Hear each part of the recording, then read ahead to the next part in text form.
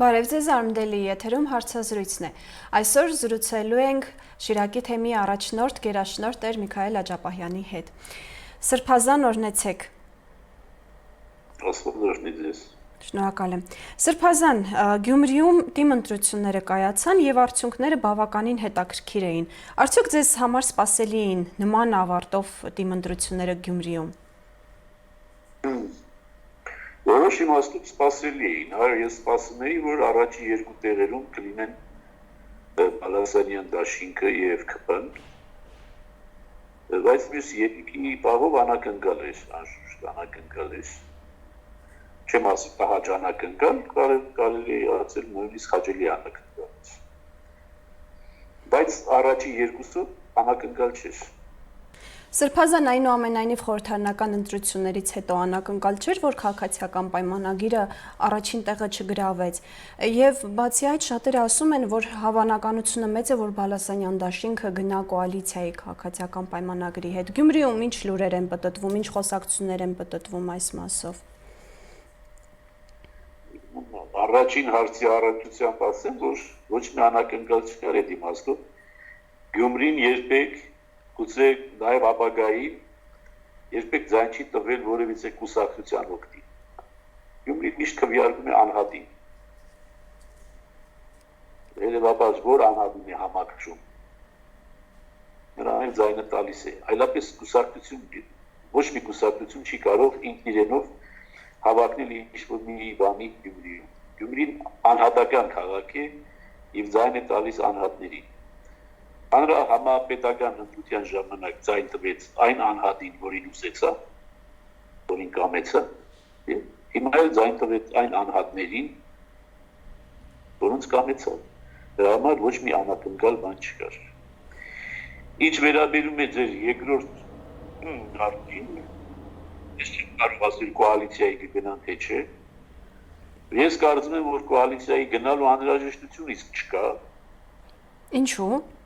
Պարզապես կարող են պարզապես դնել տեխնազուները եւ ընդհանուր քվեարկության տեսնել արդյունքը, այսինքն ավականին իր տեխնազուներին ամեն մի կուսակցություն իր տեխնազուին առաջադրի եւ ընդհանուր քվեարկության արդյունքում երևա թե ով է հաղթում։ Կոալիցիայի անհրաժեշտություն գյումրեցիները չեն տեսնում։ Բայց տեսնում կուսակցությունները եւ առավել եւս ԿՊ-ի համար հիմա կարծում եմ պատվի հարց է անպայման կոալիցիա կազմելը եւ մեծամասնություն ձևավորելը։ Իսկ Բալասանյան դաշինքի հետ կոալիցիա կազմելու հավանականությունը ինչպես է գնահատում։ 50-50։ Բայց ես ինքս կհանգանայի, որ կոալիցիա չլիներ։ Կոալիցիան երկուսին էլ ձեռնտու չի։ Ինչու։ Բալասանյան դաշինքին ձեռնտու չի։ Որովհետև եղած վարկը եւ հերինակությունը այն, որ ձեռք է բերել Բալասանյան դաշինքը, կարող է կորցնել կոալիցիա կազմելով ԿՊ-ի հետ։ Այսինքն Գյումրիում տրամադրությունները այդքան փոխվել են։ Բալասանյան դաշինք չէ, ես դարձել ասում անհատական է։ Ուրեմն որ Բալասանյան դաշինք ասում են, կարող ենք ասել Բալասանյան։ Նույնիսկ եթե առաջին համարը հասկանում եք Բալասանյանը չի, այլ մարդ է, բայց ձայն տվողները վստահաբար ձայն են տվել Բալասանյան։ Եվ ձայն տվողները ես գոնե իմ մասով հաստատ գիտեմ, որքանով որ ես ճանաչում եմ, գիտեմ, որ նրանք են ձայն տվել են այն բանով, որպեսզի կոալիցիա չլինի։ Մյուսների հետ թերևս, բայց ոչ ԿՊ-ի հետ։ Հետևաբար Բալասանյան հետևաբար նաև Բալասանյան դաշինքը հերինակության կորուստ կարող է ունենալ, ինչը իրեն ձեռնտու չի։ Սրբազան շատերին մտահոգել էր այն հանգամանքը, որ Գյումրին ռեկորդային պասիվություն էր ցուցաբերել թիմ ընտրություններում, եւ շատերն ասում էին, որ սա աննախադեպ երևույթ է, այսպիսի ցածր ցուցանիշ երբևիցե չի եղել, որ գյումրեցիները դրսևորեն թիմ ընտրությունների ժամանակ։ Պատճառները որոնք էին, մարդիկ հիասթափված են, թե արտագաղթի հսկայական ալիք է սկսվել։ Գյումրեցիները երբեք ընտրություններին ակտիվ չեն մասնակցել։ Երբեք ակտիվ չեն եղել։ Բայց այս անգամ պետք եղածից ավելի պասիվ էին, սա է։ այնպես չի որ գյումրեցին ակտիվ է։ Գյումրեցիները երբեք ընդրություններին ակտիվ չեն։ Ընդրություններով շատ հետաքրքրված չեն։ Բայց այս անգամ ուրեմն գեր пассив էին։ Եվ դա պայմանավորված է հետաքրքրության բացակայությամբ։ Հենց դա ասում եմ անհատների իմաստով դարձյալ։ Այսինքն ոչ մի անհատ, որովհետև արդեն Բալասանյանն էլ չկար, այլ Բալասանյանի փոխարեն ուրիշ անձնավորություններ, այն անհատը չկար, որին գնային եւ ձայն տային։ Եվ դրա համար նրանք, ովքեր չկարողացան այդպես էլ կողմնորոշվել, թե ում պիտի ձայն տան, ընդհանրապես օգնության չգնացին։ Եվ իրենց համար միևնույն էր, թե ով կլիներ, որ իրապես քաղաքը միշտ էլ ապրել է իր կյանքով, քաղաքապետերի դերակատարությունը քաղաքում դրական իմաստով այդքան մեծ չէ եղել, մեծ չի եղել։ Մարդիկ ավելի ընդրություն են կատարել վատի եւ նվազ վատի միջև։ Տարիներ շարունակ այդպես է եղել։ Հիմա էլ այնպես որ քաղաքը արդեն երբ որ ոտքի է կանգնել մի տեսակ աշխուժություն կա, կյանք կա, շարժում կա, զբոսաշրջություն կա, մի խոսքով քաղաքում կենտանություն կա, այսինքն արդեն երկրորդական է դառնում քաղաքապետի ֆիգուրը, թե ով կլինի քաղաքապետ։ Դրանով էլ պայմանավորված է ժողովրդի մի հատվածի պասիվությունը։ Նշեցիք, որ Գյումրիում տիմ ընտրությունները դրանք անհատի ընտրություններ են, նաև մյուս համապետականն էլ ընտրությունները անհատի են։ Բոլոր համապետական տիմ ցանկացած ընտրություն Գյումրիում անհատական է։ Անհատի է ձայն տալիս։ Ինքը կուսակցության ձայն տվում չէ։ Ինքը ոչ մի կուսակցության չի պատկանում Գյումրին։ Գյումրին միշտ իր կուսակցական պատկանելության հետևում հացնում է իր գյումրեցիությունը։ Գյումրեցին նախ եւ առաջ գյումրեցի է, հետո որևիցե մի կուսակցության ներկայացուցիչ։ Այդպես է։ Սյունիքի մարզի Գորիս համայնքում հաղթանակ տարավ ընդդիմադիր Արուշ Արուշանյան դաշինքը, որի գլխավոր թեկնածուն այս պահին էլ անազատության մեջ է, կալանավորված է։ Շատերը սա բացատրեցին այն հանգամանքով, որ ժողովուրդը վերջապես քաղաքական ակտիվություն է դրսևորում եւ սա կարող է լինել նաեւ համազգային զարթոնքի նախանշան։ Դուք այդպես համարում եք, թե Գորիսում եւս առաջնորդի անհատի հաղթանակի հարցներ, ոչ թե ընդդիմադիր ուրեմն հատվածի ակտիվության ցուցաբերում։ Կարծում եմ, որ դարձյալ անհատի հաղթանակ է։ Կարծում եմ, որ դարձյալ անհատի հաղթանակ է։ Դե ես այդքան Գորիսը չեմ ճանաչում, չեմ կարող այդպես միանշանակ վկայել Գորիսի մասին, բայց իմ ենթադրությունը այն է, որ նույնն էր նաև Գորիսում։ Սրբազան անդրադառնանք ներքաղաքական ուրեմն իրողություններին, Հայաստան դաշինքը ակտիվորեն խոսում է այն մասին, որ շուտով փողոցային պայքար է պետք մեկնարկել, նույնիսկ դիմել են Երևանի քաղաքապետարան նոյեմբերի 9-ին հանրահավաքի անցկացնելու թույլտվություն ստանալու համար, եւ դրան զուգահեռ խոսակցություններ լուրեր են պտտվում, որ նոյեմբերի 9-ին Մոսկվայում նախատեսվում է եռակողմ հանդիպում Նիկոլ Փաշինյանի, Իլհամ Ալիևի եւ Վլադիմիր Պուտինի միջև, որտեղ որ կնքվելու է հերթական համաձայնագիրը, շատերը դա արդեն իսկ բնորոշում են երկրորդ եւ ավարտուն կապիտուլյացիոն պայմանագիր, ինչ եք կարծում, Հայաստան դաշինքին ուղղված այն քննադատությունները, որ նոյեմբերի 9-ը ուշ է, արդեն պայմանագիրը կնքելու օրը հանրահավաք անցկացնելու իմաստ չկա, արդյոք արդարացված են եւ ինչ եք կարծում, հիմնավորված են արդյոք կապիտուլյացիոն երկրորդ պայմանագրի կնքման մասին լուրերը, հաշվի առնելով, որ դրանք ժխտող հայտարարություններ ամեն դեպքում իշխանությունների կողմից չեն հնչել։ Ուրեմն շատ բազմաբարդ հարց տվեք։ Ուրեմն հանրահավաքը հեղափոխություն չի, որ ուշացած լինի կամ վաղաժամ լինի։ Հանրահավաք միշտ կարելի է անել, հանրահավաքով բան չի փոխվում։ Հանրահավաքով պետք է ինչ-որ մի կրիտիկական մասը հավաքես, որպեսզի դա ինչ-որ բան փոխի։ Արդյոք նոյեմբերի 9-ին չլինի, ասենք նոյեմբերի 1-ին, եթե լինի հանրահավաքը, հավաքի այն կրիտիկական զանգվածը, որը կարողանա բան փոխել։ Կկարողանան հավաքել։ Ես չեմ կարծում, որ այդ կրիտիկական զանգվածը կհավաքվի։ Եթե դա չհավաքվեց նոյեմբերի 9 անցած տարվա նոյեմբերի 9-ից հետո, երբ որ ժողովուրդը հուզված էր իրար բոլորը հուզված էին, բոլորի մոտ հուզումը բարձր էր։ Եթե չհավաքվեց այդ հաջորդող օրերին, չեմ կարծում, որ այս օրերին կրիցիկական զանգված կհավաքվի։ Հետևաբար ուշացած լինելու, վաղաժամ լինելու հարց չեմ տեսնում, որովհետև ինձ համար այդքան էական նշանակություն չունեն հանրահավաքները, որովհետև այդ ուժականությունը չեմ կարծում թե պիտի ունենան ինչ-որ բան փոխել։ Ինչ վերաբերում է մնացած ենթադրությանը, թե նոյեմբերի 9-ին ինչ կստորագրվի Մոսկվայում, նոյեմբերի 9-ին կլինի դրանից առաջ կլինի, դրանից հետո ոչ մի լավ բան չի ստորագրվի։ Դա ակնհայտ է։ Այսինքն նոր կորուստներ ենք ունենալու։ Ինչպես։ Նոր կորուստներ ենք ունենալու։ Այո, իհարկե նոր կորուստներ ենք ունենալու, որովհետև եթե գերագույն Ռուսաստանի գերագույն շտաբի քարտեզները պիտի հանվեն մեջտեղ եւ այդ քարտեզներով պետք է Հայաստանը գծագրվի, այդտեղ մասնավոր ուրախանալու բան չի լինի։ Հատկապես որ Պուտինը նշեց, որ երկու կողմն էլ փոխզիջումների պետք է գնան, կամ Ադրբեջանի դեպքում այդ փոխզիջումները ինչ տես կարող են ունենալ սրբազանս ձեզ։ Վերջապես ասեք այն, ինչ որ ես ասում եմ բոլոր տարիներին։ Ես ասում եմ, որ Ռուսաստանից բացի ոչ մի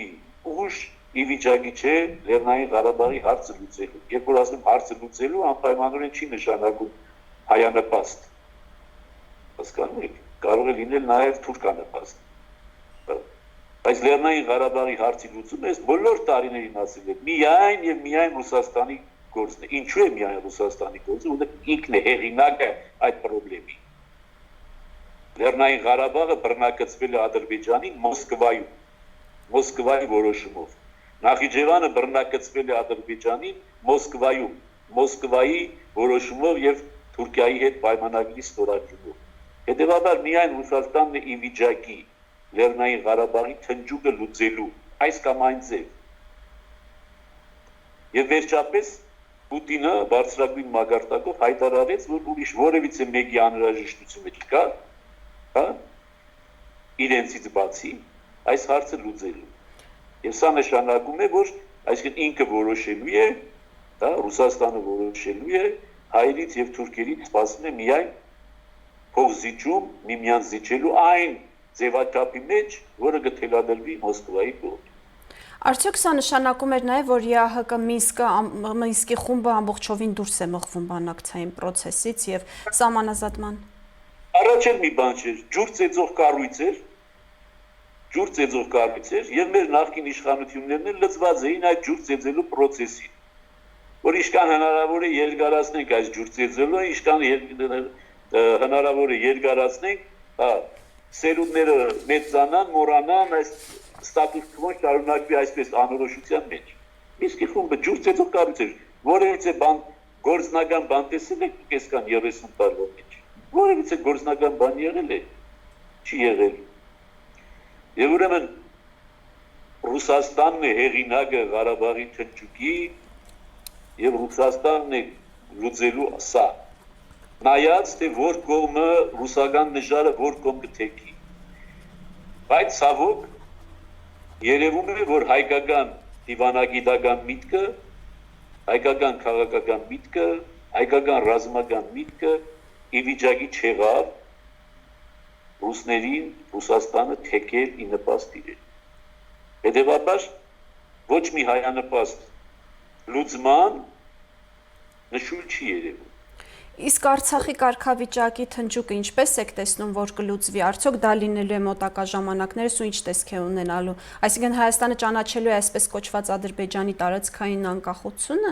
ամբողջականությունը, ներողություն։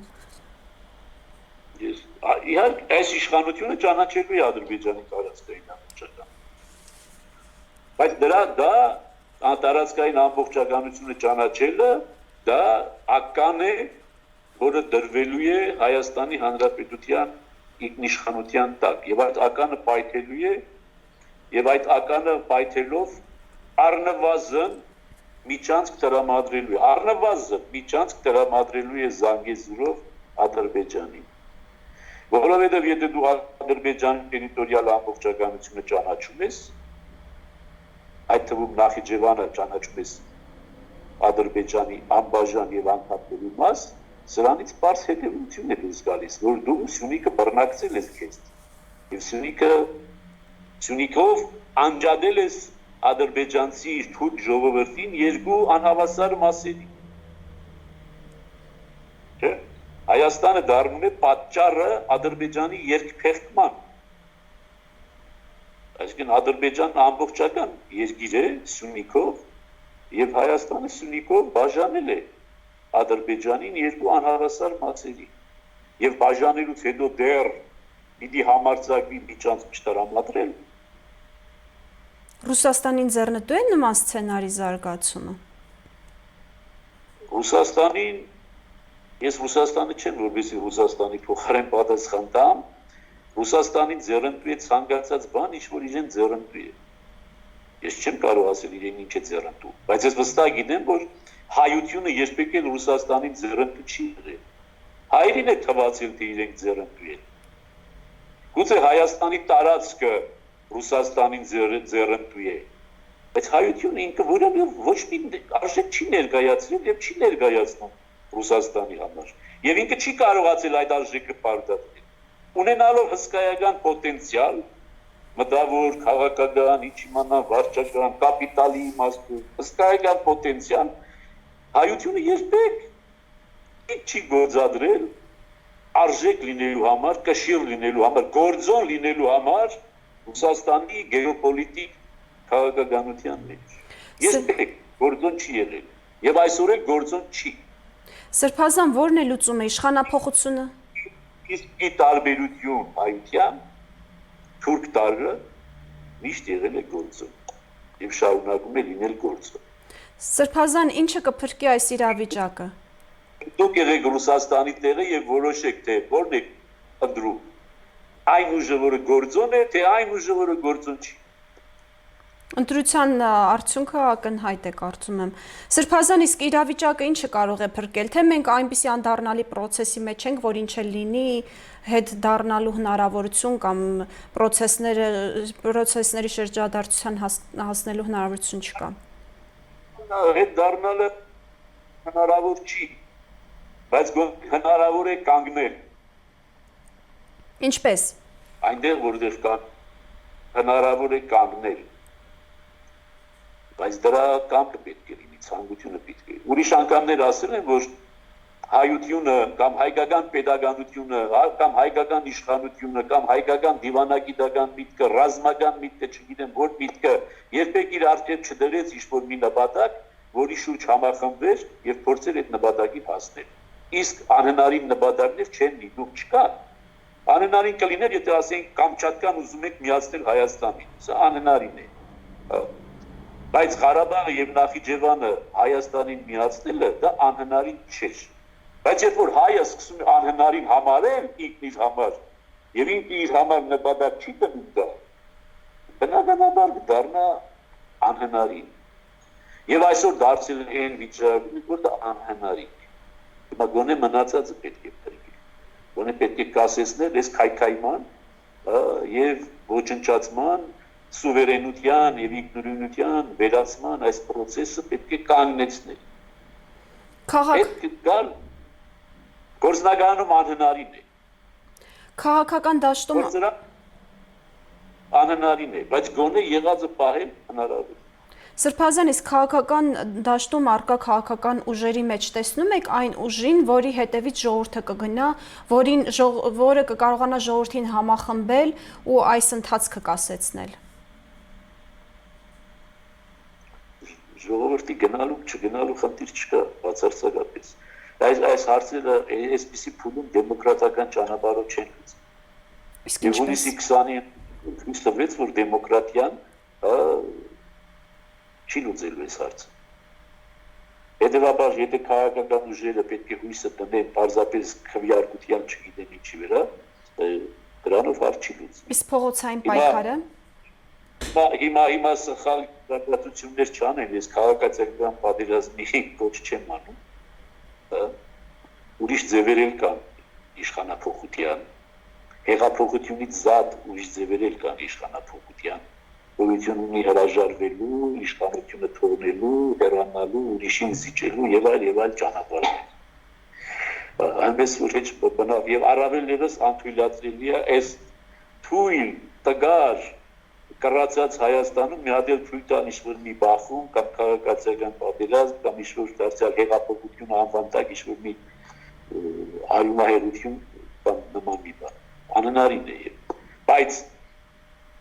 քաղաքական ուժերը պետք է ինչ-որ օրակարգ ձևավորեն հասկանալու համար թե ուր են ուզում գնալ նպատակը պետք է ձևավորել նպատակը չի կարող լինել պարզապես իշխանության գանք հետո տեսնեին հասկանում ես ցավոք այսօր բոլոր նույնիսկ այս 3 տարի առաջվա հեղափոխությունը շատ պարզ է որ իշխանության գանք հետո տեսնեին հետո տեսանք ինչ եղավ չի կարող այսպես լինել հայության պարագային չի կարող այսպես լինել Լյուքսեմբուրգը կարող է այսպես մտածել ասենք թե լավ իշխանության գանք այս ինչ կուսակցություն իշխանության գա հետո տեսնենք բայց Հայաստանը չի կարող այդպես փորձադարձ չի Հայաստանը բոլոր փորձերը փորձանք են դարձել մեր գլխին եւ գնալով մեր երկրից բան չի մնացել եւ այսօր էլ այն ինչ որ մնացել է կենսունակ չի